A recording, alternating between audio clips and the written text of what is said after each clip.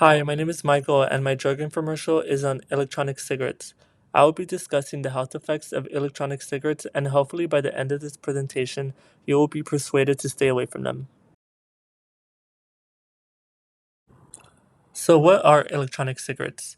They are battery powered devices that convert liquid into vapor that may be inhaled.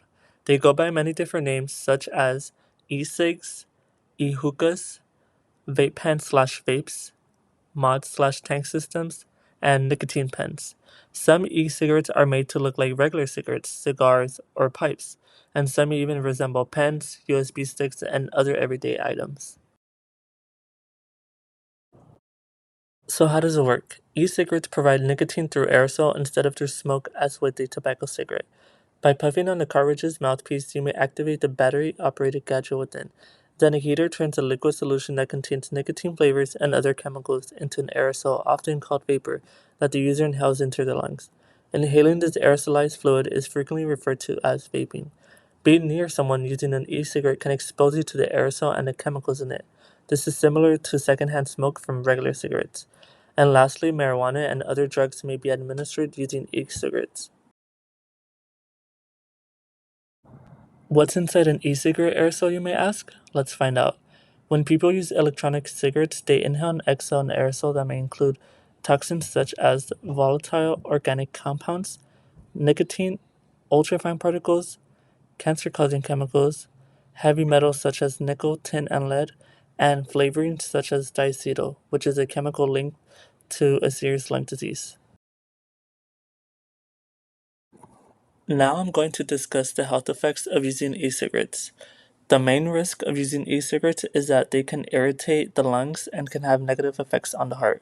Since most e-cigarettes contain nicotine, it is very addictive and may lead to the use of tobacco products among some people who would otherwise not use tobacco.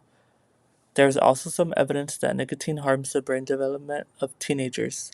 And lastly, nicotine is a health danger for pregnant adults and their developing babies. Besides nicotine, e-cigarette aerosol can contain substances that harm the body such as cancer-causing chemicals and tiny particles that reach into the lungs. However, e-cigarette aerosol generally contains fewer harmful chemicals than smoke from burned tobacco products. Another health effect of using e-cigarettes are unintended injuries. Some people have been seriously hurt in flames and explosions caused by defective batteries used in electronic cigarettes. The charging of the e-cigarette batteries were most often the cause of the explosions. Also, ingesting, inhaling, or absorbing e-cigarette liquid via the skin or eyes has poisoned both teenagers and adults. I will now go over the short-term effects of vaping. It can cause nausea, vomiting, or diarrhea, cough, trouble breathing, or chest pain, and fatigue, fever, or weight loss. So, who's using e cigarettes today? E cigarettes are the most commonly used tobacco product among youth. According to the CDC and the FDA, 14.1% of high school students and 3.3% of middle school students indicated current past 30-day e cigarette usage in the year of 2022 so far. And nearly 85% of those youth use flavored e cigarettes, and more than half use disposable e cigarettes. Can e cigarettes help you quit smoking? Even though e-cigarettes may be less harmful than regular cigarettes, they are still not harmless. E-cigarettes are not approved by the FDA as a quit smoking aid. So far, research shows that there isn't much proof that e-cigarettes help people quit smoking. What we do know is that even though e-cigarettes don't burn tobacco and don't put smoke into your body, they may still contain toxic chemicals. Switching from cigarettes to e-cigarettes is not the best option for your health.